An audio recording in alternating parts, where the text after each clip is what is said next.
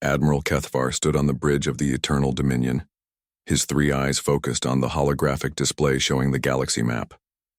Thousands of green dots marked conquered worlds, each one a testament to the Zephyrian Empire's unstoppable power. For 3,000 years, his people had expanded across the stars, bringing order to chaos and strength to the weak. The bridge hummed with quiet efficiency. Officers moved between control stations with practiced grace, their scaled skin reflecting the blue light of the ship's systems. The Eternal Dominion was the crown jewel of the Zephyrian fleet, a massive dreadnought stretching over 2 kilometers from bow to stern. Its energy shields could withstand the explosion of a star, and its weapons could crack planets in half. "Admiral," called Lieutenant Zextor from the communications station, "we have received the surrender demands from the Galactic Council. Another species refuses to join the Empire." Kethvar turned, his expression showing mild interest. "Which world dares to resist us this time?" "A small system on the outer rim, Admiral. They call themselves humans. The planet is designated as Earth in their primitive language." A ripple of quiet laughter passed through the bridge crew. New species always thought they could resist the Empire. They never learned until it was too late. "Show me their response," Kethvar commanded. The main screen shifted to display a recording. A female creature with pale skin and dark hair appeared. Her species looked weak. Only 2 eyes, no scales for protection, and soft flesh that would tear easily. She spoke in clear, measured tones. "I am Admiral Sarah Mitchell of the Earth Defense Force. The human race has received your ultimatum. We reject your terms completely. Earth will never surrender to any empire, no matter how powerful you claim to be. We have fought for our freedom before, and we will fight again." The transmission ended. The bridge fell silent for a moment before another wave of laughter began. Commander Haxnell, Kethvar's second-in-command, shook his head in disbelief. "Admiral, our intelligence reports show this species has barely left their home system. They use primitive kinetic weapons and basic chemical propulsion. They have no shield technology, no energy weapons worth mentioning. Their largest warships are smaller than our escort vessels." Kethvar studied the tactical display showing Earth's solar system. The human fleet consisted of perhaps 50 small ships scattered between various planets. Their space stations looked like metal boxes held together with simple construction techniques. Everything about their civilization screamed of weakness and inexperience. "How many worlds have they colonized?" the Admiral asked. "Only one, sir. They have some mining outposts and research stations, but Earth remains their only major population center. Our estimates suggest 3 billion inhabitants all concentrated on a single planet." 3 billion? Kethvar repeated the number with amusement. The Zephyrian Empire controlled over 800 billion citizens across nearly 1,000 worlds. These humans were not even a minor annoyance. "Perhaps we should send a single dreadnought," suggested Commander Haxnell. "That would be more than sufficient to handle such primitive resistance." "No," Kethvar decided after a moment of thought. "We will make an example of them. Send 12 dreadnoughts. When other species see what happens to those who refuse the Empire's generous offer of protection, they will think twice before rejecting our rule." The bridge crew began preparing for deployment. Ships across the sector received new orders. The human problem would be solved quickly and efficiently, then broadcast across the galaxy as a warning to anyone else who thought they could stand against Zephyrian might. "Admiral," Lieutenant Zextor spoke up again, "Command wants to know if we should offer them one final chance to surrender." "Of course," Kethvar replied with false kindness. "We are not monsters. When we arrive at their system, we will give them 1 hour to reconsider. After that—" He made a gesture that needed no translation. Meanwhile, in the outer reaches of Earth's solar system, something moved between the asteroids. The object was roughly the size of a Zephyrian escort vessel, but its dark hull seemed to absorb light rather than reflect it. Strange angles and surfaces covered its exterior, designed not for beauty but for a very specific purpose: to remain invisible. Captain Sarah Chen floated in the zero gravity of the Nightfall's bridge, reviewing intelligence reports on her tablet. Unlike the grand, spacious command centers of alien warships, the human vessel's bridge was cramped and efficient. Every surface served multiple purposes. Every system was designed for maximum effectiveness with minimum resources. "Captain," called Lieutenant Commander James Park from the sensor station, "long-range scanners are picking up multiple contacts entering the outer system. Configuration matches Zephyrian Dreadnought-class vessels. How many? Chen asked, though she already suspected the answer would not be good news. 12 confirmed, ma'am. They're maintaining standard formation, approaching at .7 light speed, estimated arrival at Earth orbit in 14 hours. Chen closed her eyes for a moment. 12 dreadnoughts, each one capable of destroying Earth's entire fleet single-handedly. The human defense forces had fought bravely against smaller Zephyrian raids, but this was different. This was an execution force. Any change in their approach pattern? No, ma'am. They're coming straight in. No attempt at stealth or deception. They don't seem to consider us a threat worth worrying about. Good, Chen said quietly. That gives us an advantage. The crew looked at her with expressions ranging from confusion to concern. How could facing impossible odds be considered an advantage? Sir? Park asked carefully. Chen activated the ship's internal communication system. All hands, this is the captain. In 14 hours, the Zephyrian Empire will arrive at Earth with overwhelming force. They expect to find a primitive species ready for slaughter. They expect easy victory against opponents too weak to matter. She paused, looking around the bridge at faces she had come to know well over the past 2 years of secret operations. They are about to learn that humanity's greatest strength has never been our weapons or our ships. It has been our ability to adapt, to learn, and to find solutions where none seem to exist. The Nightfall was built for exactly this moment, not to fight a fair battle, but to fight a smart one. The ship's AI, designation Area, spoke through the communication system in a calm female voice. Captain, stealth systems are operating at maximum efficiency. We remain undetected by all incoming vessels. All weapon systems are charged and ready. Infiltration drones are prepared for deployment. Thank you, Area. Chen turned back to her crew. We have 14 hours to study our enemies, learn their weaknesses, and prepare for the most important battle in human history. They think we're primitive. They think we're helpless. They think they're untouchable. She smiled grimly. Let's show them how wrong they are. The Nightfall continued its silent drift through the asteroid field, its hull nearly invisible against the background of space rock and ice. Passive sensors recorded everything while the ship's computers analyzed Zephyrian fleet movements, communication patterns, and energy signatures. Admiral Kethvar's fleet approached Earth like a hammer falling toward an ant. But hidden in the shadows, the ant had grown teeth and it was getting ready to bite back. The Zephyrian fleet emerged from hyperspace like 12 falling stars, their massive hulls gleaming against the darkness of space. Admiral Kethvar watched Earth grow larger on his viewscreen, a small blue world that had dared to defy the Empire's will. Soon it would serve as a warning to others who thought they could resist Zephyrian power. All ships report ready for battle, Admiral, Commander Haxnell announced from his station. The human defense fleet is moving to intercept us, just as predicted. Kethvar studied the tactical display with amusement. 53 human vessels had formed a defensive line between the Zephyrian fleet and Earth. Their ships looked like metal insects compared to the mighty dreadnoughts approaching them. Some were barely larger than Zephyrian fighter craft.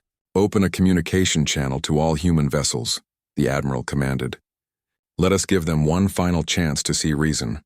The main screen shifted to show the bridge of what appeared to be the human flagship. A middle-aged man with gray hair and tired eyes stared back at them. His uniform was simple, practical, nothing like the ornate robes worn by Zephyrian officers. I am Admiral Marcus Webb of the Earth Defense Force, the human said.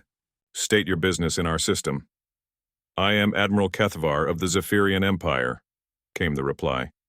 You have 1 hour to surrender unconditionally. Evacuate your ships and prepare for occupation. Resist and your world will be destroyed as an example to others.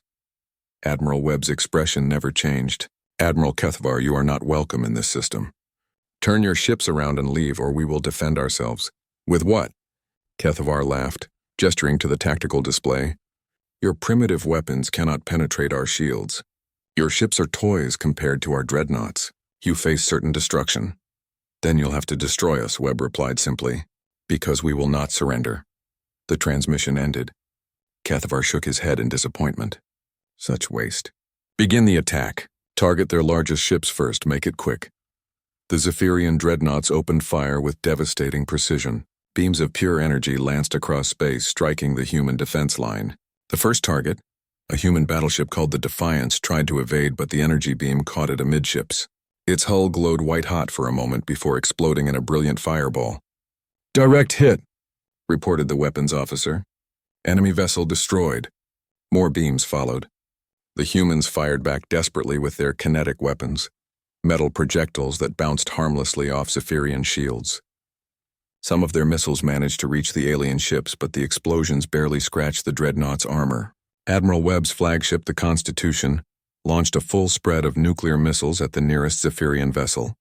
The weapons detonated against the energy shields in brilliant flashes of light and radiation.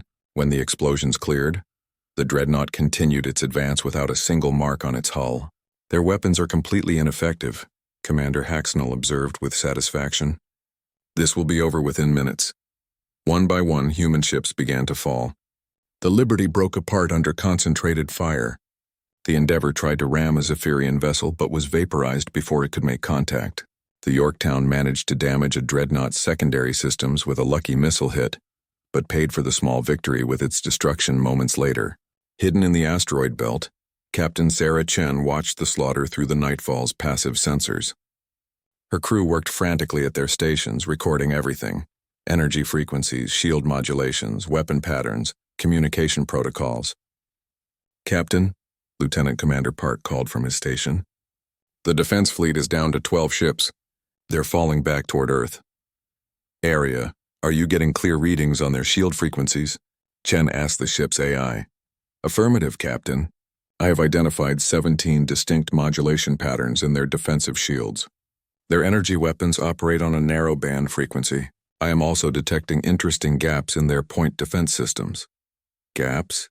"When they fire their main weapons, their shields experience micro-fluctuations lasting approximately 0.3 seconds. Additionally, their sensor sweeps follow predictable patterns with blind spots near their engine sections." Chen smiled grimly. "Weaknesses. Keep recording everything, Arya. We need to understand exactly how they fight." On the bridge of the Eternal Dominion, Admiral Kethavar watched the human fleet's final desperate stand.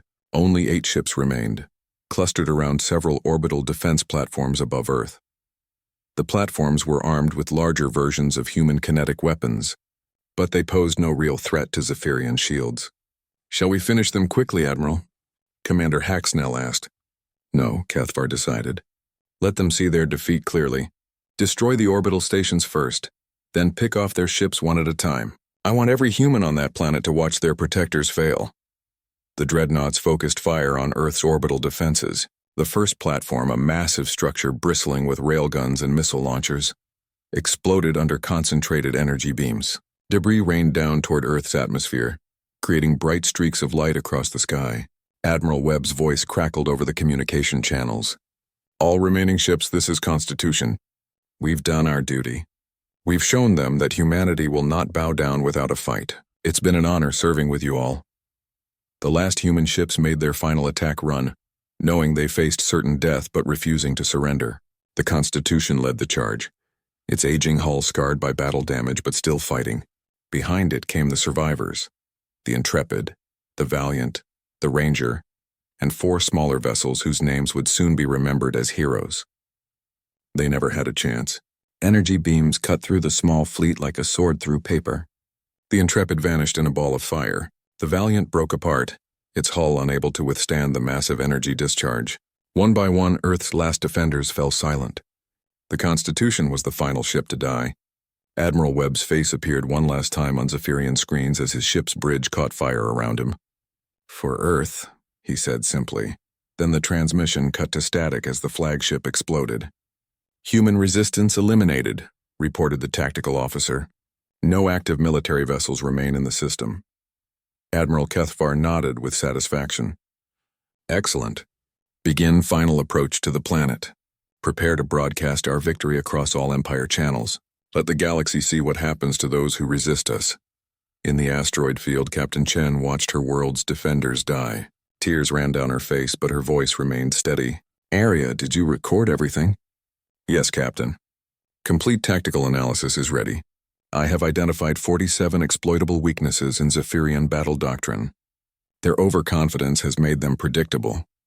"Good," Chen whispered. "Admiral Webb and his people didn't die for nothing. They died buying us information. They died giving us the knowledge we need to make these aliens pay." The nightfall continued its silent vigil among the asteroids. To Zephyrian sensors, the human fleet was completely destroyed. Earth lay defenseless before their might. Victory seemed complete and total. They had no idea that humanity's real weapon was still hidden, still watching, still learning from their every move. Admiral Kethvar stood before the main view screen, watching Earth turn slowly beneath his fleet. The blue planet looked peaceful now that its defenders lay scattered as burning wreckage. Soon he would deliver the final blow that would turn this world into a warning for the entire galaxy. "Admiral," Lieutenant Zexter called from the communication station, "we're experiencing minor interference with our long-range transmissions. Nothing serious, but the signal quality to Fleet Command is lower than usual." "Probably damage from the battle," Commander Haxanel suggested. "These primitive kinetic weapons may have caused some minor system stress." Kethvar nodded absently. The human resistance had been so weak that he had barely noticed their attacks. A few fluctuations in secondary systems were nothing to worry about. His ships were built to withstand far greater punishment. "Prepare the planet killer weapons," he commanded. "We'll broadcast the destruction live across all Empire channels. Let every world see what happens when they refuse our protection." But as the weapons charged, strange things began happening throughout the Zephyrian fleet. On the dreadnought Sword of Dominion, navigation computers showed tiny errors in positioning data. Differences of only a few meters, barely worth mentioning. The Thunder of Victory reported minor power fluctuations in its shield generators, drops of less than 1% that lasted only seconds. Chief Engineer Kolvas on the Eternal Dominion noticed his sensor readings flickering occasionally. When he ran diagnostics, everything appeared normal.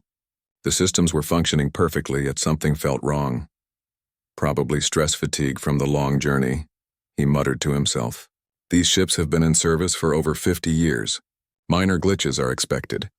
Hidden in the asteroid field, Captain Sarah Chen watched the enemy fleet through her ship's advanced sensors. The nightfall had been busy during the battle. While the Zephyrians focused on destroying Earth's defenders, they had completely missed the thousands of microscopic objects drifting toward their ships. "Aria, status report on the infiltration drones," Chen commanded. The ship's AI responded in her calm voice. "Phase 1 complete, Captain. All infiltration units have successfully attached to target vessels. 93% have penetrated outer hull plating and are beginning internal system mapping. Any detection by enemy sensors? Negative. The drones are operating below their sensor threshold. Each unit is smaller than their targeting systems can track, and made from materials that absorb rather than reflect their scanning beams." Lieutenant Commander Park looked up from his station with amazement. "Captain, I'm reading thousands of data streams from inside their ships. The drones are mapping their entire internal structure. Power systems, computer networks, weapons control, everything." Chen smiled for the first time since the battle began. The infiltration drones were humanity's most advanced technology, developed in complete secrecy over the past 5 years. Each one was no larger than a grain of sand, but contained more computing power than early human spacecraft. They could slip through the smallest gaps in alien hulls and begin the slow process of learning how enemy ships actually worked. "Begin Phase 2, she ordered. "Let's see how they react to a few small problems." Aboard the Eternal Dominion, Chief Engineer Kolvas frowned as more systems began reporting minor issues. The main computer showed occasional delays in processing routine commands. Environmental controls fluctuated by tiny amounts. Weapon targeting systems experienced brief moments of reduced accuracy. "Admiral," he reported to the bridge, "we're seeing small malfunctions across multiple systems. Nothing critical, but the pattern is unusual." "Explain," Kethvar commanded. "Well, sir, normally system failures happen in related groups. If the power grid has problems, you see issues with everything connected to it. But these glitches are appearing in completely separate systems with no connection to each other." Commander Haxanel waved dismissively. "You're overthinking this, engineer. We just finished a battle. Systems are bound to show some stress. Run complete diagnostics and fix whatever needs fixing." "Yes, sir, but..." "That's an order, engineer." Kolvas returned to his station, but his concern remained. In 50 years of service, he had never seen such a strange pattern of system failures. It was almost as if something was deliberately testing their ship's responses. On the nightfall, Aria was doing exactly that. The infiltration drones had begun introducing tiny errors into Zephyrian systems.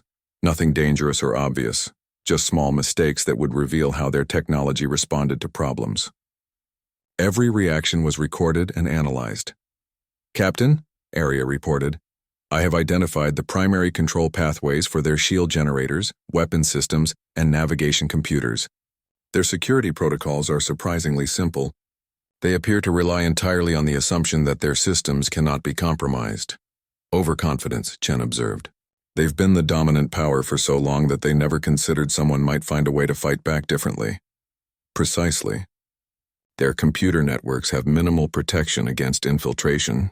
They never expected anyone to develop technology small enough to penetrate their hulls undetected." Park looked up from his sensor readings. "Captain, the enemy fleet is beginning to spread out. It looks like they're preparing for their final attack on Earth." Chen studied the tactical display. The 12 Zephyrian dreadnoughts were moving into a bombardment formation, each ship positioning itself for maximum destructive effect. Once in position, they could destroy every major city on Earth within minutes. "Arya, are the drones ready for Phase 3? "All units are in position and awaiting orders, Captain. "Warning, Phase 3 will reveal our presence to the enemy. Once we begin, there will be no going back to stealth operations." Chen took a deep breath. For 2 years, the Nightfall had operated in complete secrecy, gathering intelligence and preparing for this moment. Soon, the Zephyrians would learn that their easy victory was an illusion. "All hands, this is the captain," she announced over the ship's communication system. "Prepare for combat operations. We're about to show these invaders that humanity is far from defeated." Aboard the Eternal Dominion, strange things began happening more frequently. Navigation computers started showing phantom contacts, sensor readings that appeared for a few seconds before vanishing. Weapon systems experienced brief targeting errors, locking onto empty space instead of their intended coordinates. "Admiral," the tactical officer reported with confusion, "I'm detecting multiple contacts throughout the system, but they disappear before I can get a solid reading." "Show me," Kethvar ordered. The main screen displayed the sensor data. Dozens of small contacts appeared scattered throughout the asteroid field and near the gas giant's moons.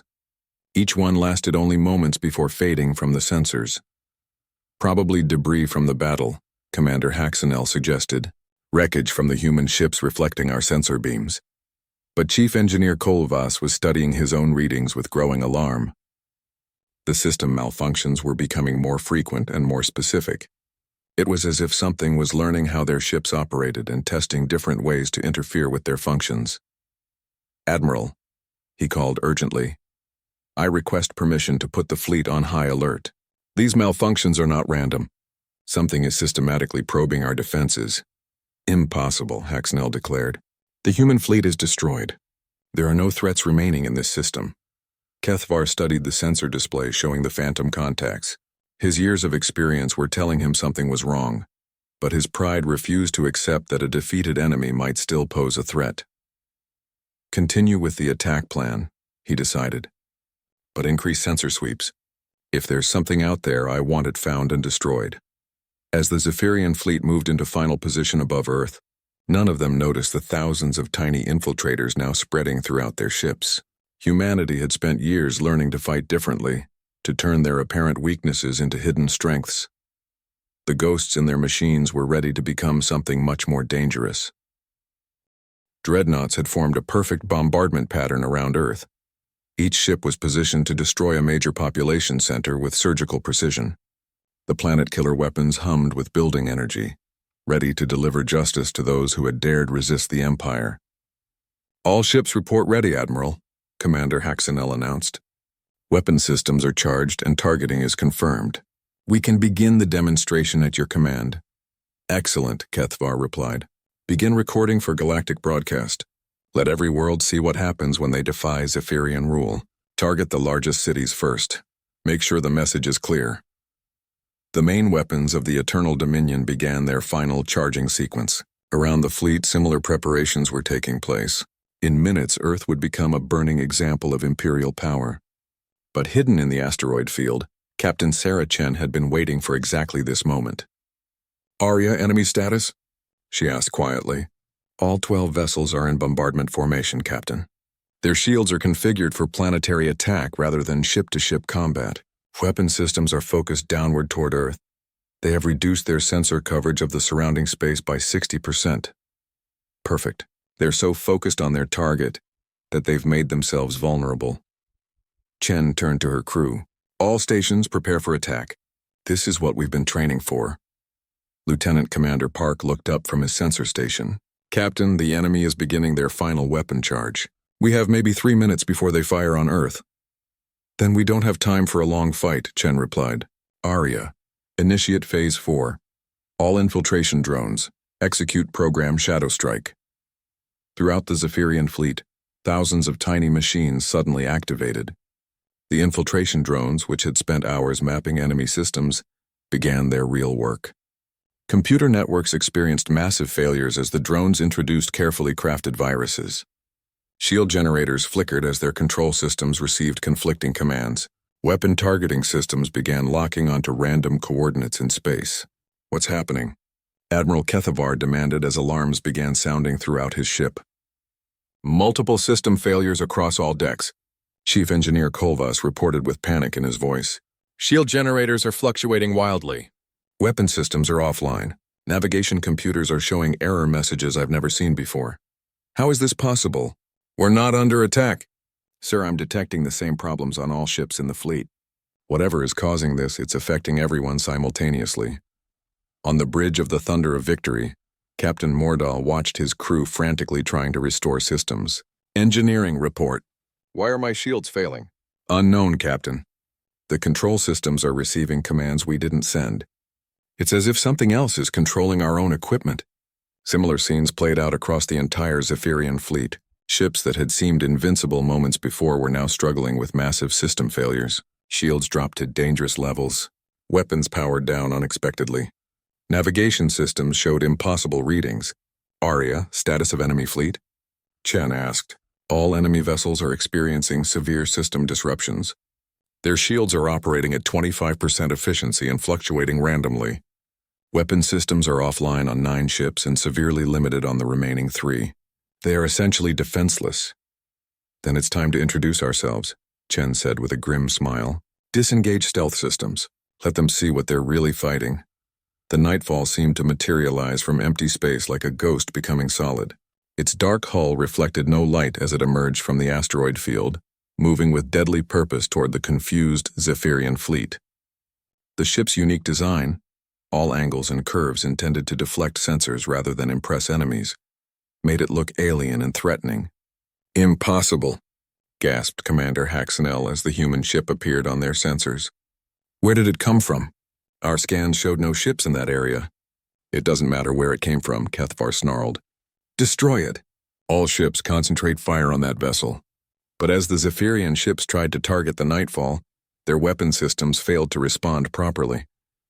Targeting computers showed multiple false readings. Energy weapons fired at empty space while the human ship moved through their attack patterns, like it knew exactly where they would shoot. The Nightfall opened fire with weapons unlike anything the Zephyrians had ever seen. Instead of the bright energy beams they expected, dark projectiles streaked across space at incredible speed. The kinetic rounds had been carefully designed based on weeks of studying Zephyrian shield frequencies. The first projectile struck the Sword of Dominion at the exact moment its shields flickered. The metal slug, traveling at a significant fraction of light speed, punched through the weakened barrier and tore a massive hole in the dreadnought's hull. Atmosphere vented into space as emergency systems struggled to contain the damage. Direct hit, Park reported with excitement. Their shields failed at the exact moment of impact. Arya's timing is perfect, Chen observed. She knows exactly when their shields will be weakest. The second attack targeted the Thunder of Victory. This time, the Nightfall fired a spread of plasma torpedoes modified with Zephyrian energy frequencies. The weapons passed through the enemy shields as if they didn't exist, detonating inside the dreadnought's hull. Explosions rippled along the ship's length as critical systems overloaded. Impossible, Captain Mordal screamed as his ship shook from internal explosions. How are their weapons penetrating our shields? Sir, it's as if they know our exact shield frequencies. Their weapons are modulated to pass right through our defenses. Admiral Kethavar watched in horror as his supposedly invincible fleet began falling apart. The winds of conquest suffered a catastrophic reactor breach when human kinetic rounds struck its power core during a shield fluctuation. The Eternal Glory tried to flee but found its navigation systems completely non-functional. All ships, emergency retreat, Kethavar ordered. Break formation and scatter. Admiral, navigation is offline, his helmsman reported. We can't plot a course. The computers won't respond. The Nightfall pursued them relentlessly, its weapons finding target after target with impossible accuracy. The voice of Empire tried to ram the human ship, but the Nightfall seemed to phase through it like a ghost. Only after the Zephyrian vessel had passed harmlessly through empty space did they realize they had been attacking a holographic projection, while the real ship struck from a different angle. They're using tricks we've never seen before, Commander Haxnell said desperately. Holographic decoys, shield-penetrating weapons, some kind of computer virus that's controlling our own systems. One by one, the mighty Zephyrian dreadnoughts fell silent. The storm of vengeance broke apart under repeated kinetic strikes. The blade of justice exploded when its ammunition storage was hit during a shield failure. The hammer of order drifted helplessly as its entire computer network crashed. Within 30 minutes, 11 of the 12 dreadnoughts had been destroyed or disabled. Only the Eternal Dominion remained, its systems failing but still functional. Admiral, Chen's voice came over the communication system. I believe we need to talk. Kethavar stared at the view screen showing the impossible human vessel. His entire fleet, the pride of the Empire, had been destroyed by a single ship using tactics he didn't understand and weapons that shouldn't exist. How, was all he could manage to say. You made a mistake, Admiral, Chen replied calmly. You assumed we were primitive because our weapons were different. You never considered that different doesn't mean inferior. It just means we fight smart instead of fighting fair. Admiral Kethavar found himself in a place he never expected to be, aboard a human starship, sitting at a small table in what appeared to be a meeting room. The walls were plain metal, functional rather than decorative. Everything about the space spoke of efficiency over luxury, purpose over display. Captain Sarah Chen sat across from him, holding a simple white cup filled with a dark liquid that produced a pleasant aroma. She had offered him the same beverage, something called coffee, but he had refused. His pride would not allow him to accept hospitality from those who had destroyed his fleet. You're probably wondering why you're still alive, Chen said calmly. Taking a sip from her cup, Kethavar studied the human female with new eyes. She looked so ordinary, so unremarkable compared to the imposing figures of Zephyrian military leadership. Yet this small soft creature had just accomplished what no enemy in 3,000 years had managed. She had defeated the Empire's greatest warships using a single vessel. Your weapons should not have been able to penetrate our shields, he said finally. Our technology is superior in every way. This victory is impossible. That's exactly what I expected you to say, Chen replied with a slight smile. You still don't understand what really happened out there, do you? She activated a small device on the table. A holographic display showed the recent battle from multiple angles. Zephyrian dreadnoughts falling one by one to precise human attacks. But this time additional data was visible showing shield frequencies, weapon modulations, and system failures. Your shields are indeed superior to ours, Chen admitted. Your weapons are more powerful. Your ships are larger and more heavily armored. By every measure of military strength, you should have won easily. Kethavar watched the data streams with growing understanding. You were studying us, learning our weaknesses. Not just studying, Chen corrected. Adapting. You see, Admiral, your people have been the dominant power for so long that you've forgotten how to fight. Someone who thinks differently than you do. The holographic display shifted to show the infiltration drones, thousands of microscopic machines spreading through Zephyrian ships like a digital infection. Kethavar watched in fascination as the tiny devices mapped computer networks, analyzed shield generators, and cataloged weapon systems. Impossible, he whispered. Our sensors should have detected such devices.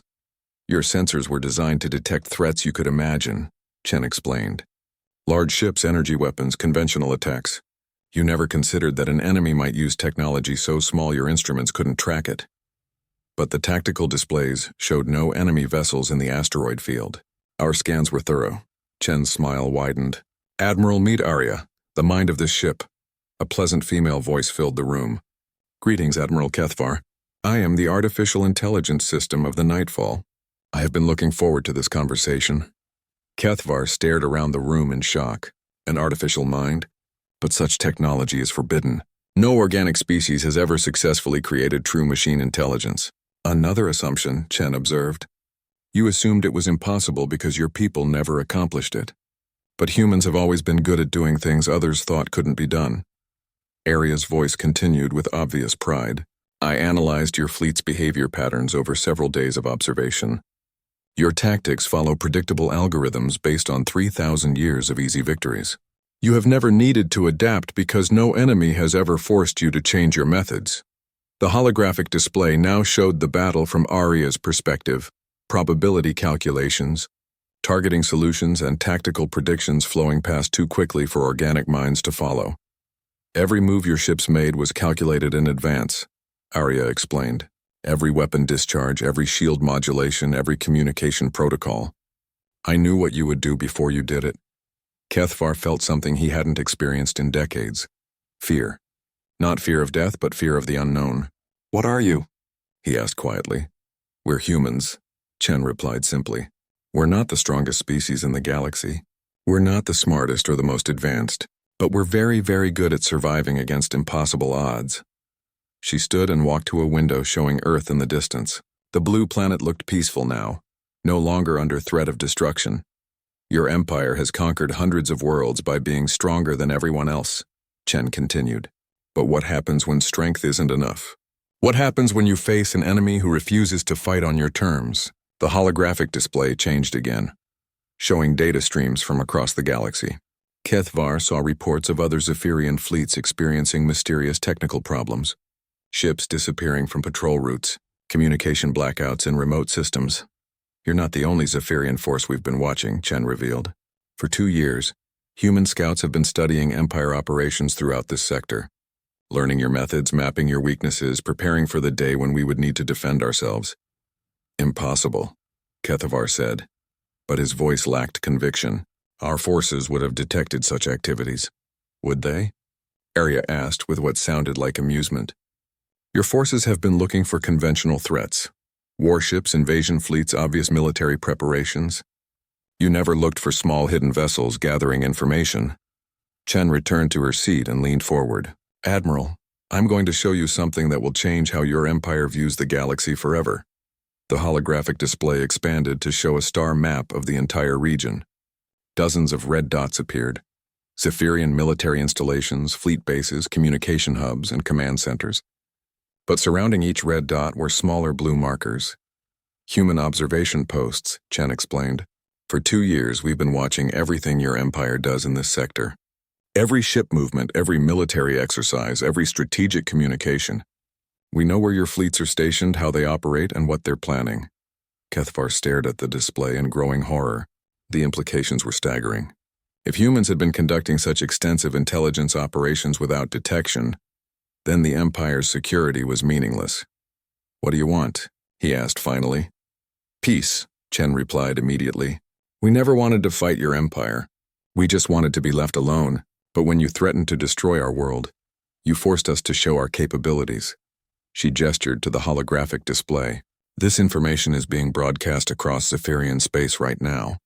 Every military commander, every government official, every citizen will see how easily your most powerful fleet was defeated. They'll know that the age of easy conquest is over. You're destroying our credibility, Kethvar realized. Other worlds will rebel if they think they can defeat our forces. Maybe, Chen agreed.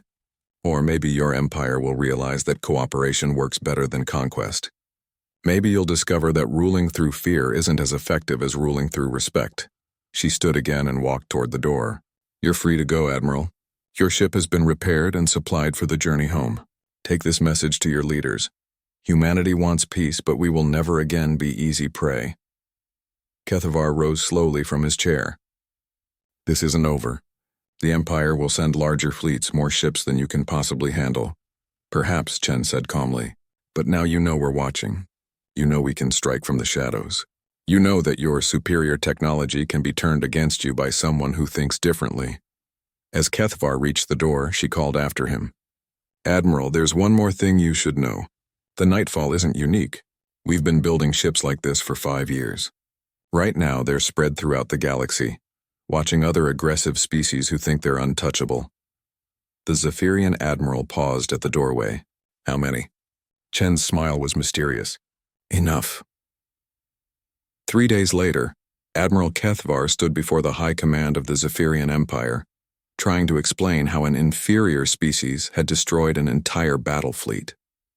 The recording of the battle played on screens around the chamber while his superiors watched in stunned silence. "This is impossible," declared High Admiral Vex Mara. "Our technology is the most advanced in the galaxy. No species has ever defeated Zephyrian forces in open combat." "They didn't fight us in open combat," Kethavar explained wearily. "They fought smart. They used our own assumptions against us." The chamber erupted in angry voices as military leaders struggled to accept this new reality. For 3,000 years, the Empire had expanded through superior force.